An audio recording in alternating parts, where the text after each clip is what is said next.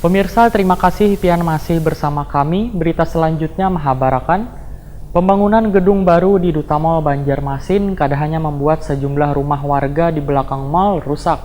Bahkan diduga pembangunan gedung parkir berlantai 11 itu kadang memiliki izin mendirikan bangunan atau IMB.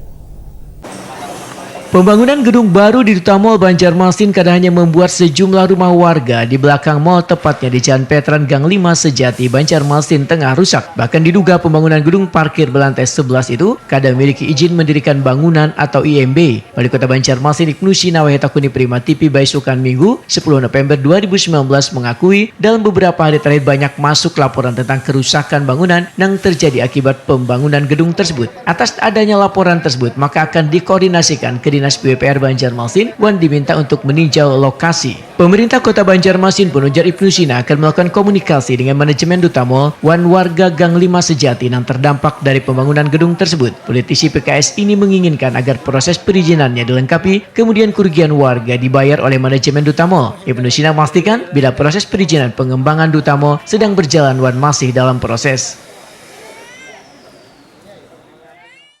Tindak lanjuti minta kepada Dinas PUPR untuk masuk ke lapangan.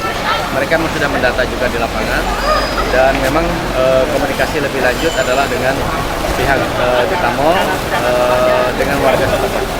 Kami ingin agar proses perizinannya juga dilengkapi, kemudian kerugian warga dikaji oleh pihak. IMB-nya itu masalah Kan sudah diajukan, memang dalam proses.